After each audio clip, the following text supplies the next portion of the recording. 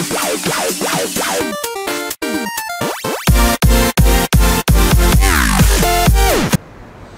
اللہ الرحمن الرحیم الحمد للہ رب العالمین والصلاة والسلام علی سید المرسلین محمد وعلی آلہ وصحبہ اجمعین اما بعد۔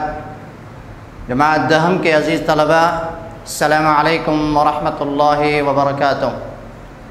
ہم نے آپ کو اپنے پچھلے اسباق میں، پچھلے دروس میں سورہ انفال کی ابتدائی 4 آیتوں کے تراجم اور ان کی تشریحات آپ کے سامنے رکھی تھی اور اس پر سیر حاصل گفتگو کی گئی تھی۔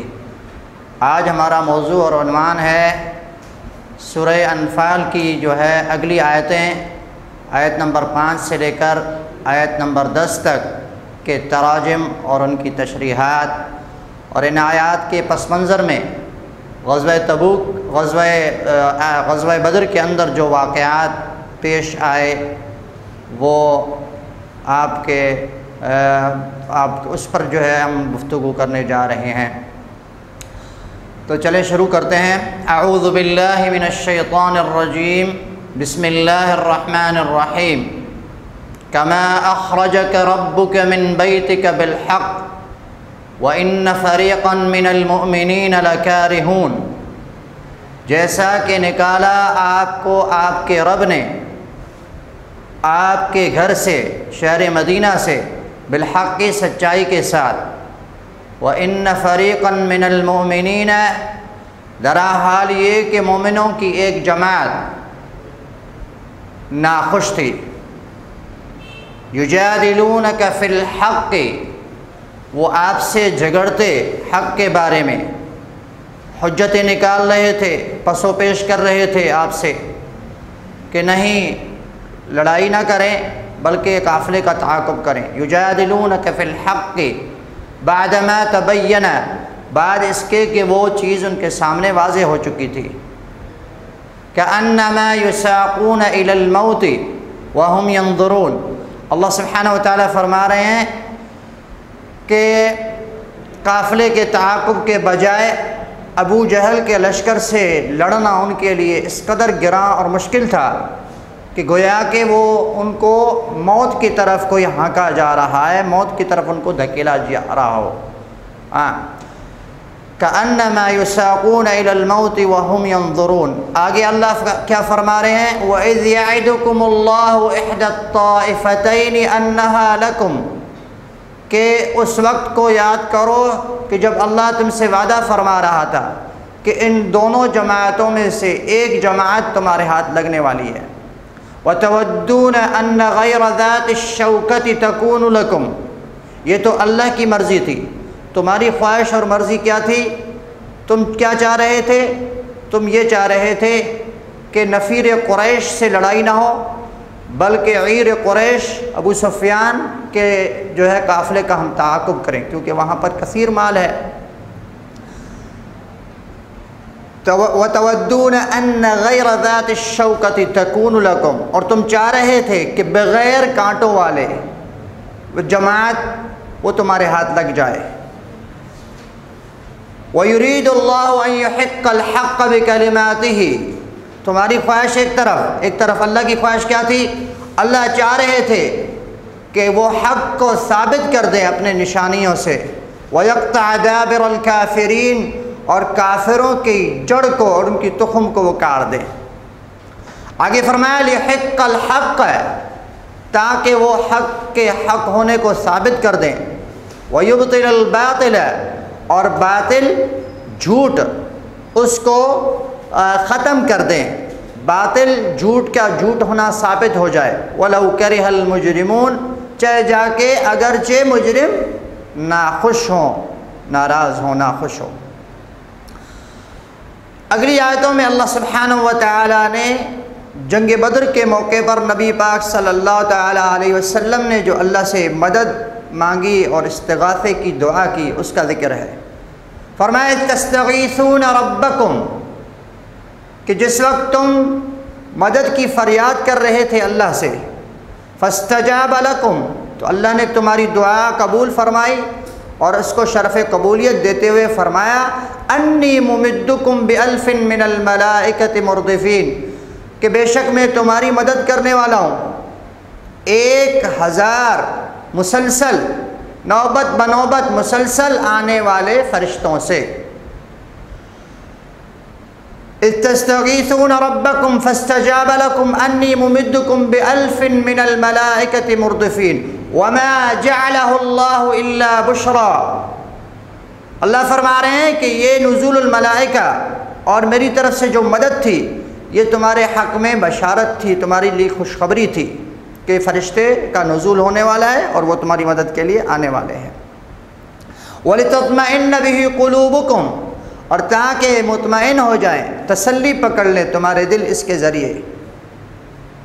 وَمَا النَّصْرُ إِلَّا مِنْ عِنْدِ اللَّهِ، اور مدد نہیں آتی مگر اللہ کے ہاں سے۔ ان اللہ عزیز حکیم، بے شک اللہ غالب ہیں اور حکمت والے دانا ہیں۔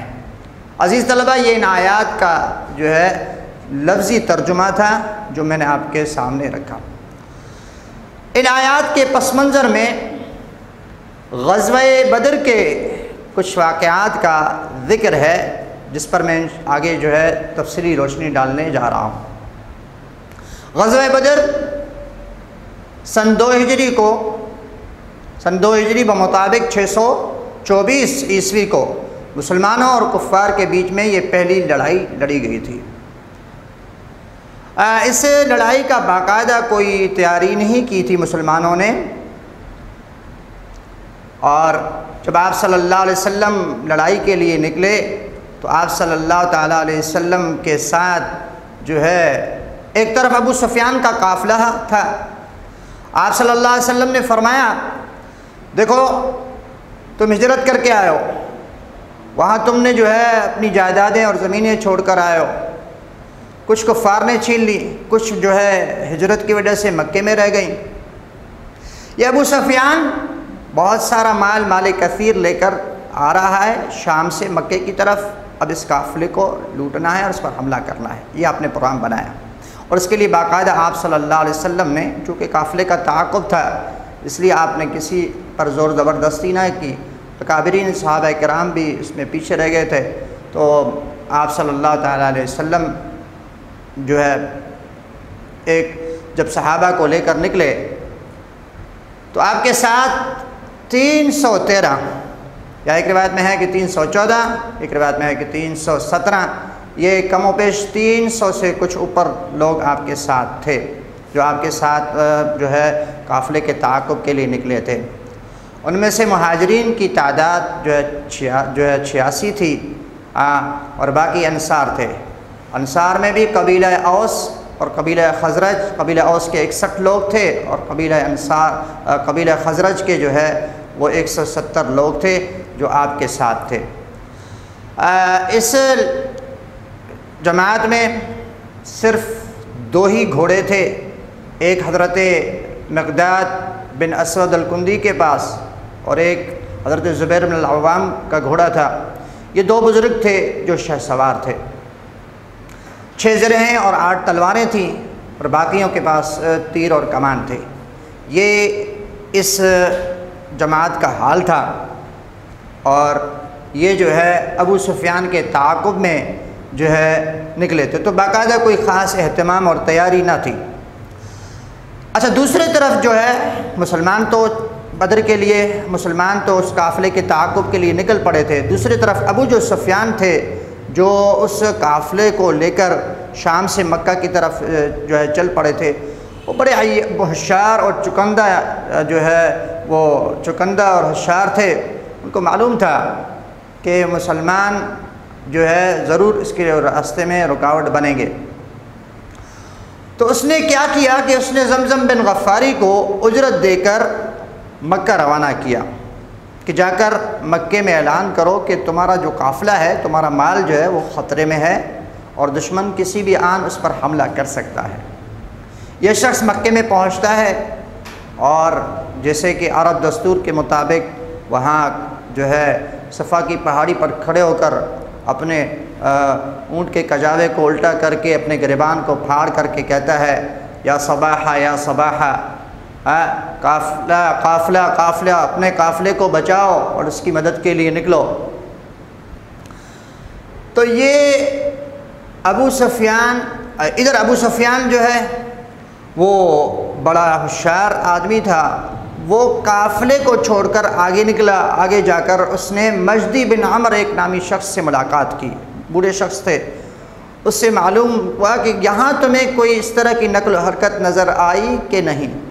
تو اس نے کہا کہ میں نے معمول کے خلاف کوئی بات تو نہیں دیکھی، البتہ 2 سوار آئے اور انہوں نے یہاں اپنے اونٹوں کو جو ہے بٹھایا اور پانی اپنے مشکیزے میں انہوں نے پانی بھرا اور چل پڑے۔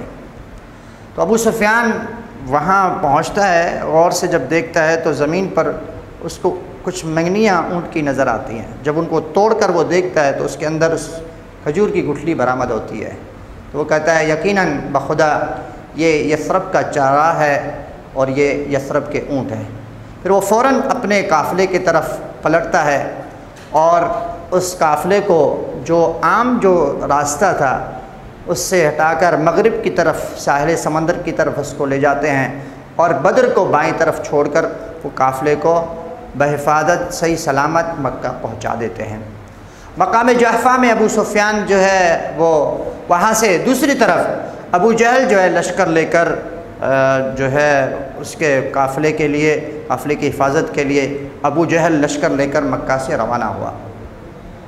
جیسے قرآن میں آتا ہے وَلَا تَكُونُوا كَالَّذِينَ خَرَجُوا مِن دِيَارِهِمْ بَطَرًا وَرِئَاءَ النَّاسِ وَيَصُدُّونَ عَن سَبِيلِ اللَّهِ، لوگوں کو دھمکاتے ہوئے ڈراتے ہوئے یہ مشرکین مکہ نکلے شہر مکہ سے، اور جیسے کہ آپ نے فرمایا اللہ کے رسول سے، اللہ اور اس کے رسول سے خار کھاتے ہوئے اور جوش انتقام میں یہ لوگ نکلے تھے۔ تو مقام جحفہ میں ان کو یہ پیغام پہنچا کہ قافلہ صحیح سلامت مکہ پہنچ گیا ہے، اس لیے قتال کرنے کی کوئی ضرورت نہیں ہے، واپس مکہ تشریف لائیں۔ تو جو قافلے کا جو لشکر کا سردار تھا طاغوت اکبر ابو جہل، وہ کہنے لگا نہیں، جب تک ہم ان کو ماریں گے نہیں اور جب تک ہم بدر میں جشن نہیں منائیں گے، ہم بدر میں ان سے قتال کریں گے، ان کو مار کر کے ہم 3 دن یہاں قیام کریں گے اور ہم خوب جو ہے شراب پئیں گے اور جو ہے باندیاں ہمارے لیے جو ہے وہ فتح کے گن اور گانے گائیں گی، اس کے بعد اپنا اثر رسوخ اور داغ بٹھا کر پھر ہم مکہ واپس ہوں گے۔ دوسری طرف حضور صلی اللہ تعالیٰ علیہ وسلم جو مدینے سے اس ارادے سے نکلے تھے کہ ابو سفیان کا جو ہے قافلے کا تعاقب کرنا ہے، حالات اچانک حالات نے جو اس میں تغیر اور تبدیلی آئی تو آپ صلی اللہ تعالیٰ علیہ وسلم سمجھ گئے کہ اب ایک خون ریز معرکہ پیش آنے والا ہے، قتال اور تصادم یہ ناگزیر ہے اور یقیناً جو ہے اب کفار سے تصادم ہو کر رہنی ہے، اور جرت و جسارت اور بصالت کے جو ہے جوہر صحابہ کرام کو اب میدان میں دکھانے ہیں، لڑائی ہونی ہے، یقینی ہے۔ تو آپ صلی اللہ تعالیٰ علیہ وسلم نے اس کے لیے اپنے صحابہ کرام سے مشورہ کیا، اشیرونی، میرے اللہ کے بندو آپ مجھے مشورہ دو کہ اب کیا کرنا چاہیے۔ نکلے تھے ابو سفیان کے قافلے کے لیے اور یہاں جو ہے اب لڑائی کی نوبت پیش آ گئی ہے۔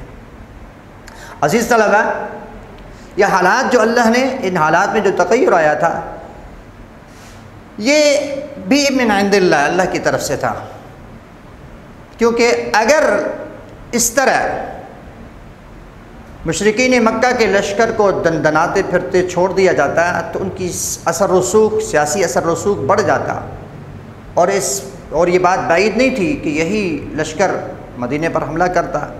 تو ان خطرات کے پیش نظر آپ صلی اللہ تعالیٰ علیہ وسلم نے ان سے تصادم کو ناگزیر سمجھا اور ضروری سمجھا۔ اس کے لیے پھر آپ صلی اللہ تعالیٰ علیہ وسلم نے جو ہے ایک فوجی جو ہے مشاورت کی اور جتنے بھی جو ہے صحابہ کرام تھے ان کو بٹھایا اور ان سے مشاورت کی اور فرمایا کہ اب اس سلسلے میں آپ مجھے مشورہ دیں۔ تو مہاجرین میں سے حضرت ابوبکر اٹھے اور فرمانے لگے یا رسول اللہ، جان و مال ہر چیز آپ کے اوپر قربان ہے۔ حضرت عمر اٹھے، حضرت مقدار فرمانے لگے یا رسول اللہ، لسنا اصحاب موسیٰ، ہم موسیٰ کے ساتھی نہیں ہیں کہ جنہوں نے اپنے نبی سے کہا تھا اذهب انت وربک وقاتلا انہا ہونا قاعدون، کہ موسیٰ جاؤ تمہارے رب جا کر لڑائی کریں، عمالقہ قوم سے لڑائی تھی، جاؤ تم اور تمہارے رب لڑائی کریں، ہم میں لڑنے کی سکت نہیں ہے، ہم لڑ نہیں سکتے۔ بلکہ اللہ کے رسول اذهب بنا فإنا مقاتلون، آپ ہمیں لے کر چلیں، ہم جو ہے آپ کے پیروان ہیں، آپ کے جو ہے صحابہ ہیں، جانثار ہیں، ہم اپنی جان آپ پر قربان کریں گے۔ تو آپ صلی اللہ علیہ وسلم نے مہاجرین کی طرف سے جب یہ جواب سنا تو آپ بہت خوش ہوئے۔ اب آپ صلی اللہ علیہ وسلم نے جو ہے انصار کی طرف بار بار آپ یہ فرما رہے تھے کہ اے جماعت انصار اب آپ مشورہ دیں۔ تو سیدنا حضرت سعد بن معاذ رضی اللہ تعالی عنہ فرمانے لگے یا رسول اللہ یقیناً آپ کا روح سخن ہماری طرف ہے۔ آپ نے فرمایا بلا، کیوں نہیں؟ تو حضرت سعد بن معاذ کھڑے ہوئے، یا رسول اللہ ہم آپ پر ایمان لائے اور آپ کی نبوت اور رسالت کی ہم نے تصدیق کی، اور ہم نے عہد و میثاق اس بات کا کیا تھا کہ ہم آپ کے ساتھ رہیں گے، حضر میں سفر میں ہر حال میں آپ کے ساتھ رہیں گے۔ یا رسول اللہ ہم میں بہت سارے جوان ہیں، آپ ان کو آگے لے کے چلیں، انشاءاللہ ہم ایک قدم پیچھے نہ ہٹیں گے۔ یہ جواب سن کر حضور صلی اللہ تعالیٰ علیہ وسلم جو ہے وہ بڑے خوش ہوئے، اور آپ صلی اللہ علیہ وسلم نے صحابہ کرام کو جو ہے لڑائی کی، اور آپ نے فرمایا کہ بڑھو اس جنت کی طرف کہ جس کی اونچائیاں زمین اور آسمان سے ہیں، اوپر ہیں، اور آپ نے فرمایا کہ اب دشمن سے مقابلہ کرنا ہے۔ اور آپ صلی اللہ تعالیٰ علیہ وسلم نے اس دوران صحابہ کرام کی سب بندیاں کی اور ان لشکر کو تیار کیا، کھڑا کیا، اور آپ فرمانے لگے اللہم انجز لی ما وعدتنی، آپ کی زبان اطہر پر یہ دعا تھی کہ اللہ جو تو نے مجھ سے وعدہ کیا تھا آج اس کو پورا کرو۔ اللہم انشدک عہدک وعدک، اے اللہ میں تجھ سے سوال کرتا ہوں اس وعدے اور عہد کا کہ جو تو نے مجھ سے کیا ہے آج اس کو تو پورا کر لے۔ آپ فرمانے لگے اللہم ان تہلک هذه العصبۃ لا تعبد بعد اليوم ابدا، اے اللہ اگر یہ جماعت، یہ تھوڑی سی مٹھی بھر جماعت اگر آج یہ ہلاک ہو جاتی ہے تو کل قیامت تک تیرا کوئی نام لینے والا نہیں ہوگا۔ اللہم ان شئت لم تعبد بعد اليوم ابدا، اے اللہ اگر تو چاہے تو آج کے بعد کوئی تیری عبادت کرنے کے لیے باقی نہیں رہے گا۔ اور آپ صلی اللہ تعالیٰ علیہ وسلم پوری رات بڑے الحاح اور گریہ گزاری سے دعائیں فرما رہے تھے۔ صبح ہوئی، حضرت ابوبکر تشریف لائے، آپ دعا فرما رہے ہیں اور آپ کی چادر مبارک آپ کے کندھوں سے گر جاتی ہے۔ سیدنا ابوبکر آتے ہیں اور آپ کی چادر کو کندھوں پر رکھتے ہیں اور فرماتے ہیں رسول اللہ بس کریں، آپ نے کافی دعا کر لی ہے۔ اچانک اس دوران آپ صلی اللہ علیہ وسلم کو جو ہے ایک تھوڑی سی غنودگی طاری ہوتی ہے، اور پھر جب آنکھ کھولتے ہیں تو آپ فرماتے ہیں ابوبکر مبارک ہو تمہیں، یہ جبرائیل ہیں جو کامیابی کی بشارت دینے آئے ہیں، اور یہ جبرائیل ہیں جو گرد و غبار میں اٹے ہوئے ہیں اور فرمانے لگے ہیں کہ ان قریب فتح تمہاری ہے، میدان تم جیتو گے اور کامیابی تمہاری یقینی ہے۔ اس کے بعد نبی علیہ الصلوۃ والسلام میدان سے باہر نکلتے ہیں اور مٹی اٹھا کر کفار کے چہرے پر ڈالتے ہیں اور فرماتے ہیں شاہت الوجوہ، ان کے چہرے بگڑ جائیں۔ اور پھر آپ نے دیکھا کہ کس طرح کفار جو ہے وہ اس لڑائی میں شکست کھاتے ہیں، مسلمانوں کو کامیابی حاصل ہوتی ہے، کفار کے 70 لوگ مارے جاتے ہیں اور 70 قید ہوتے ہیں۔ تو یہ ایک بہت بڑی کامیابی تھی، کیونکہ مسلمان بے یار مددگار بغیر سامان کے وہاں آئے تھے، اور دوسری طرف لشکر کفار پوری تیاری کے ساتھ اسلحے کے ساتھ آیا تھا۔ تو میدان ایمان کی بنیاد پر جیتی جاتی ہیں، اور یہ صحابہ نے کر کے دکھایا۔ عزیز طلبہ، یہ سورہ انفال کا پہلا رکوع آج مکمل ہوا ہے۔ ہم امید کرتے ہیں کہ جتنے بھی دروس ہوئے ہیں آپ نے ان سے بھرپور استفادہ کیا ہوگا۔ اللہ سے یہی دعا کرتے ہیں کہ اللہ ہمیں قرآن کا صحیح فہم اور ادراک نصیب فرمائے۔ وآخر دعوانا الحمدللہ رب العالمین۔